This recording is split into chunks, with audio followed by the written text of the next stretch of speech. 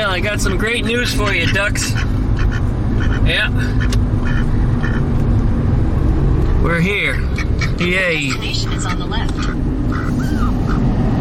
Of course, I had to have somebody riding up my ass, but that's just the way it goes.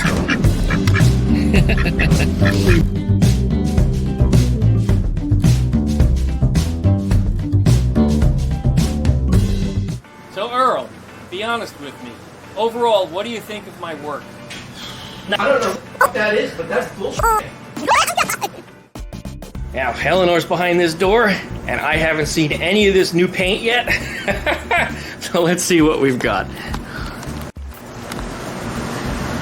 Wow. Yep, you guys are going to have to deal with the black and white, because Earl will be doing the official color reveal.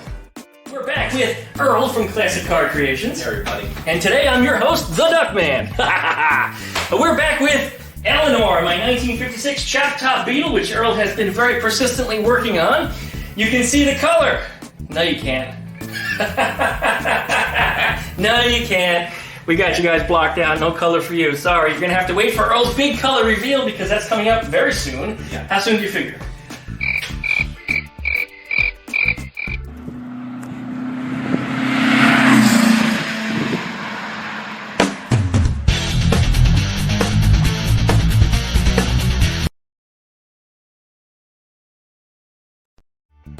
Not going to make you stick to it. We're just throwing it out. No, we're going over every area. So what's happening is the car's being painted in sections. So we did the inside. We did all the black areas, which we can say black, the inside, the roof and stuff. Areas that are voids, we painted black. That's what we wanted to do. But the color, we did it in sections because we had to inspect everything as to go because we were getting so far into the body where we couldn't see any more of any imperfections. So we're done on the inside. The dash was done twice, and then we did a couple little areas just to make them really nice. We're good. It looks great. Yeah. It really looks great. This is the first time that I'm getting to see the color in person. Yeah. I have known that this is what I wanted for a little while, and I have only ever seen one other car like this, and it wasn't but a few months ago, just before Crash was born. I was going the opposite direction in, I believe it was Fort Walton where I was at, so close to Pensacola. So maybe I'll run into the guy. I'd really need to park next to him. But to see him go in the other direction, I was like, bummer. Yeah. It's not a car that I've seen in person until that day. And now that I'm seeing this one, of course, this is under the artificial lighting. Yeah, it doesn't do it justice, everyone. Yeah, Once we get this car done, it looks so much different. we're going to put it out in the sun, and then you're going to see a full reveal that way as well. Oh, you're going to do it in the sun? Yeah, fantastic. Yeah, because she'll have the fenders, hood, and everything on it. It'll be pretty much together at that point. Everything's going to be painted apart. I'm shooting footage as I go. And it's just going to be a one big video. It's just not going to be, we're going to keep streaming everybody. I'm not doing that. It's going to be one big video, 30 minutes long of everything. Oh, okay. So that's what my plans are. Right now I have the footage. The reason why I haven't put it up on YouTube is because, drips and drabs. I don't want to drag anybody out. No clickbait. Straight up. Here's the car. No clickbait, huh? You don't want to, a there little you bit go. of cleppages. Right? No, it's just me and the car and the paint gun, and that's it. And she's got the big booty here. Yeah. Yeah. Like that one video of yours, the big booty car. It was funny when we started hanging the fenders on the car. They sit so wide, it was just obnoxious, so it just struck with us. And then Hank's wife was very nice to just stop over and hang out, and we thought it was fun to do something like that. It was kind of clickbait, but at the same time it was fun. It was clickbaity, but you get what you came there for. Yeah, yeah. So when you're watching the video, you actually do see what was happening in the thumbnail. And I try to explain that to people. It's not clickbait if you actually put that in the video. That's what the video's about. Yeah, we wanted to show everybody the back of the car was starting to really look nice, take shape. It's been so long because right now you're seeing her as she always does, is getting old seeing the car like this. So we're just at the point. We're at the point, like, the fenders are right behind under the camera over here. They're going to be going back on the car so I can put the vents in and just make sure the directionals go in correct on these fenders because they're a later fender and we're using 56. Yeah, later so wide tricky fenders, so yes. they're completely non-standard. We're breaking the mold. Yeah. Putting together a bunch of different stuff that never should have been. Yeah, it's been that way. It's not the big pieces, it's been all the little stuff along the way that really slows us down and you got to take the time with. When we took all this off here, this area, these little channels and everything, because we're using the seal that actually goes on the hood now. Which, by the way, we got a new one, guys. The Mexican seal. You guys have talked about it, and it's going to happen. Yeah, it's happening. So we took this all up, but when we did that, now we were able to put the hood gap tighter, so we've leveled it all up now. We couldn't do that before. And it doesn't get caught anymore. No, it doesn't get caught. We were having a problem when we closed the hood. It would grab down here. The two lips would grab, and you'd have to pull them apart. Yeah, it doesn't do that now. Same thing with the back of the car. We took that channel out as well, so we which is great, because that was a little problem area for me. Yeah. Because when I dropped the roof down, I dropped the whole engine compartment. I dropped the engine compartment almost an inch and a half, and I was a little concerned if the engine was even going to fit properly. Thankfully, it does. But the deck lid now goes a little lower on the rear apron than it ordinarily would, which means the stock seal would never seal the deck lid properly, and now you have metal on metal, essentially, so that's not a good thing. But the Mexican seal stops that from happening, and now we've got rubber. So it'll be a nice thing, as long as we don't get a bounce, because there's a saying in my end of the business is rubber trumps metal, and everyone's like, what does that mean? Well, the rubber is actually stronger than metal. What it does is metal has a memory, it won't bounce back, but the rubber will bounce back. So whatever you change on that metal, it's permanent. So, and then if you push it too hard, you can break the work. So we want to make sure that the rubber conforms to the car as nice as we can. So that's a very big deal. But we have our gaps a little tight, and then in some areas a little loose, but we're way light years ahead of what we were. So it looks just so much different from the last time. I'm actually seeing it shiny. Which is remarkable. Yeah. I mean, it's been right about 2 years now, and I think next month will be 2 years since we didn't want to go 2 years. The problem that happens is life gets in the way. Other projects get in the way. Delays of things. Yeah, hurricanes. Everything. COVID really hurt us. Oh, that wasn't even what hurt us. It was other things, too. We worked through the lockdown, but we slowed way down. We did want the car to sit a year. We really did, because we wanted the bodywork to die back and do what it needs to do. And everyone's like, well, normally you can just bodywork and get through. Yes, you can, but the problem is with such a humid climate, we're already at 78% humidity, and we're in the middle of the day. So, and it's like 95 in here. And it's fine. And it's fine, but where I'm going with this, I want the work to do everything it needs to do, and then when I go back and I refinish these panels, and we did the doors 5 times in a recycle just to make sure they're flat. Oh yeah. So we got a lot of hours in on blocking this. I had over 80 hours last month. I think we only charged out 76. Means nothing with the build. This is a fun build for us. We just want to make sure the panels stay flat for you. You know, so it's just how it is. You take the block. I need to do some tech videos on that, to be honest. To show people how to block them out. So, but she's really straight. If I wet this panel down right now, she's really nice and pretty. You know, and it's not a lot of real estate compared to the cars we really work on. The problem we have, again, is it's all the little areas. That really slowed us down. It's the details still. In this area, I still got to spend a couple hours on to get it a little bit better. I'm close, but I'm not where I want to be, and it's the little things. Yeah, it's a little trouble up front there in the front apron, because if you guys remember, when I was doing the apron, which was 2 summers ago, it's a hybrid apron from original parts and a repro. And some of the ridges that are on it are pronounced a little differently on the repro. And I suppose if I didn't want it to look original, I wouldn't care. I just put it in. But the difference is so much. Just putting them side by side, it really bothered me. So that's as far as I got. I was replacing some of the sections that were wrong, because there's supposed to be 4 capital letter T's across it. I call it the 4T front apron, even though nobody else calls it that. It makes sense when I say that, because some of them only have 3, and I think some of the goofy ones had 2. But this one actually had 4, so I put those T's back on from the original apron to make it look that way. And as a result, the ones on the ends were more pronounced and better just stamping. Basically, swedge, I suppose you call it swedge line. Yeah, it's really tough when you bodywork this in, because you can't sand this area, you'll rut it. You can't sand down in here. Well. So I got once it ruts, then you got to redo all the work. So it's really a tough area, you know. So it's one of those tricky things that we're trying to put more definition in and make them all the same across. It's been tricky along. It just takes. We need to take a day and just take a whole day on it. It's basically you got to sit there and you got to do that. It's ridiculous. Especially under the time frame that I am trying to get 3 cars over the curb this year. It's killing me. So I'm trying to just get through this stuff. And then we're dealing with parts failures. We're buying new parts for these cars to restore, and the quality's not there, so we're having a problem of buying other stuff and then ready for this, shipping of parts. You place an order, we're waiting, we're doing this. We're waiting on materials, and it's just killing us. We had a delay even getting the paint on this car because of materials and pigments. We're just waiting. It's not us. You know, so there's... What happens when the parts finally do show up? Then we scurry like mad to get them on the car, and then they're no good, and everybody's a problem. Or it's the wrong parts. Yeah. So we've had a simple exhaust system clamp, a band clamp, that failed on us, and they weren't made right because the way they made the shape wouldn't fit the pipe, even though it was the correct OD.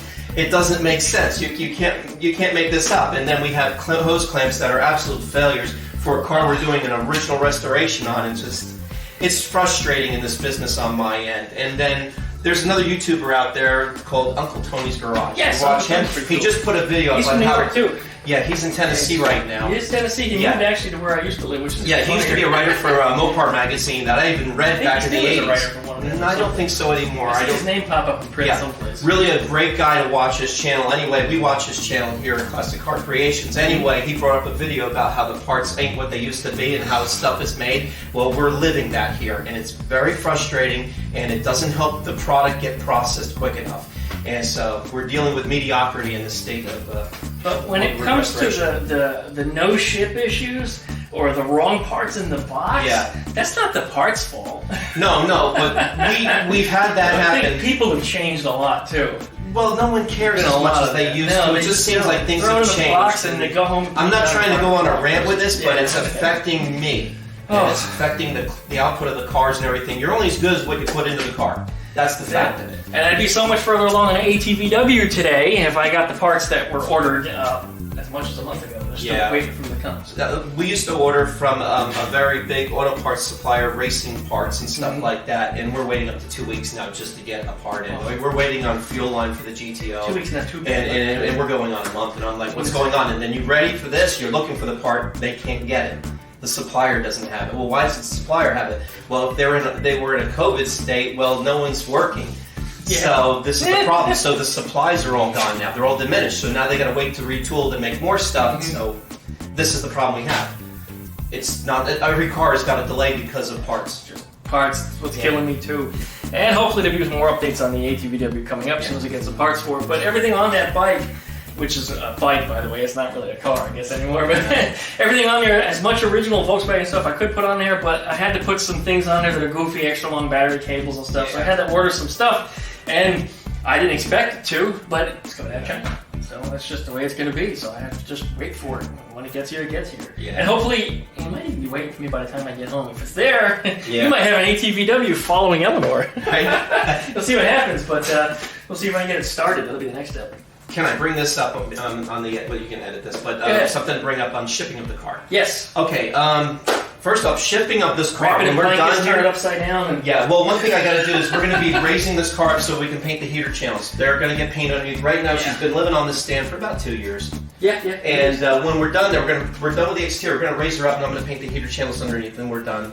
Basically that. Then we're going to blanket this up, and she's going to be carefully wrapped down, nice and snug onto this. It's going on an enclosed trailer, and we're going to be exchanging a car from Pensacola to here. So Eleanor's going back in an enclosed trailer, and we're getting a new project in from Pensacola. You heard it right. She gets a free ride home. She's getting a free ride home, and it's the best thing in the world, and it helps Glenn out.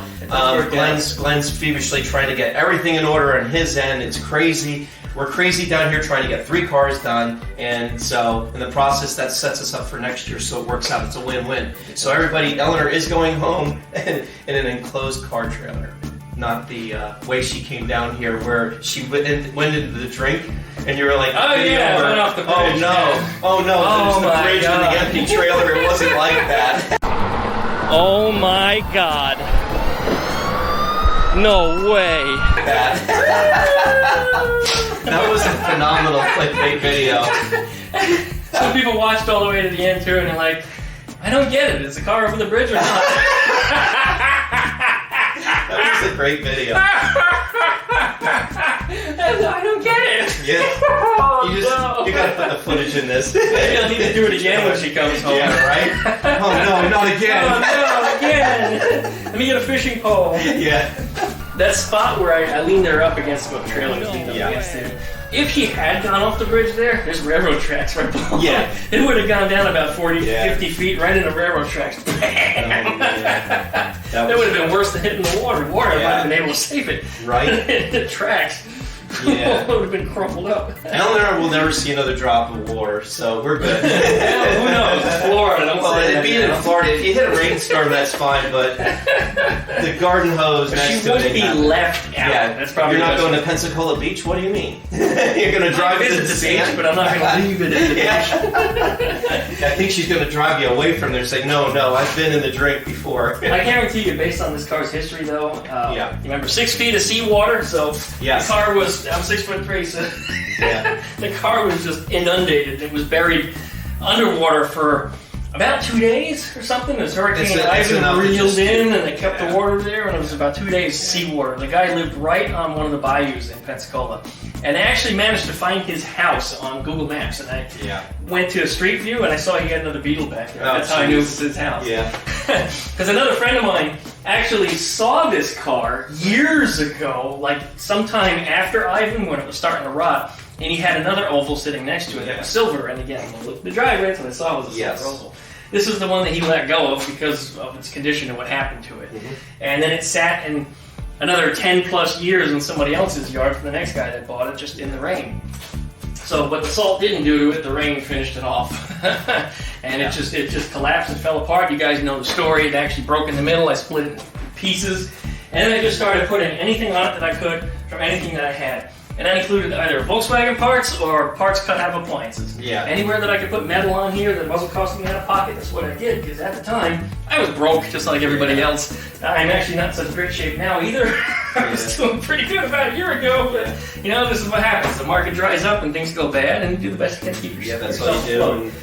But Yeah. when Eleanor comes home, maybe we'll get some good videos made. Maybe my YouTube will take off. Maybe somebody will, join me up on Patreon and give me $1. $1 would be great. I appreciate that. Anytime you guys help me out, it really means a lot. And the more that I get there, of course, the more I can put into my projects, and the more I can take away from my daytime adventures that are making me money instead. So we'll see what happens with life. That's just the way it goes. But I'm so happy with what's going on here. I mean, it's just so much progress. Everything is so shiny. The shine is what's getting me because I've never seen this car shine. Except for when it got rained on. Right, that's about as Never much seen as... the car shine. Well, now she's got her own boss now, so that's one thing. And the next, like I say, for us, when we do the video compilation of the whole paint, it'll be revealed in one shot. So my next goal is, like I say, fenders are going on the front. I'm going to be putting the directionals in and the vents. The titty turn signals. They're going to be done. I'm going to try and get them to where they aesthetically look correct because they're not going to be exact. Because we don't have exact 56 fenders. Yeah. We're using a later, wider stance. We'll figure out approximately where they go and then make them symmetrical. Yeah, that's pretty much what we're going to do. Right now, they fit really nice in the car. We fixed all our gaps and everything. The hood fits really nice now. I've got to paint the inside of the hood, inside of the deck lid, get all that done. Then I'm going to flip them over, and then I'm going to do the exterior. So like I say, we're painting one side, then the other. We can probably hang them up in here in the booth and do them in one shot, but I'd rather just carefully go over everything because I'm finding a lot of stuff. Hang body. Yeah, right? Something we can do because the trusses on this place are pretty thick. Are they? Yeah, I can hold an engine on the roof. Oh, wow. Okay. Yeah, it's very well built paint booth we have here. So I just heard the ducks do something. yeah, I think the I've ducks got to go are out. check on them. Okay. But we're going to wrap up the video. Thank you Okay. so much, Earl. Check out Classic Car Creations right here on YouTube. Links down below in the video description. Or if you don't know how, open up your favorite web browser, go to duckshit.net/CCC. That'll take you directly to Earl's YouTube page. Don't forget to like it, comment, and subscribe. Also check out my website, duckshit.net. If you want to support me, buy some merch. Hey, I appreciate you guys. Every dollar goes in here. Yeah, it doesn't go here. It's going here. And of course, that means I can make you guys better Yeah. videos, so we'll see what happens. Appreciate you. We'll see you next time. Who's in trouble? Hey, they did really good for hanging in there, man. Who's in trouble? Uh-oh. Uh-oh. Somebody flipped the box over. Where's your sister at? I'll bet you she's in here. Oh, she's not in here. There she is. What'd you do? Oh, your Uncle Earl's gonna be pissed at you. You made mustard. What did you do? You must have fallen out. You fall out of your box, huh? Did you fall out of your box? Oh, you don't want to be picked up. You honked at me. You honked at your daddy. That's not nice. At least you're a good boy and you're the bratty one. Ow! Don't bite. Be nice. I think they're getting irritated. Yeah, they're ready to go back in the car. You just want to go home, I huh? ain't got a pool for them. They just stay in the pool all day, wouldn't they? And then they get in the car all wet. And then guess what else they do? Because they drink the water. And they shit like crazy all over the car. But anyway, let me get her set back up. You trouble. Come back here. Okay, bye. Be good, buddy. Appreciate it, Earl. Anytime.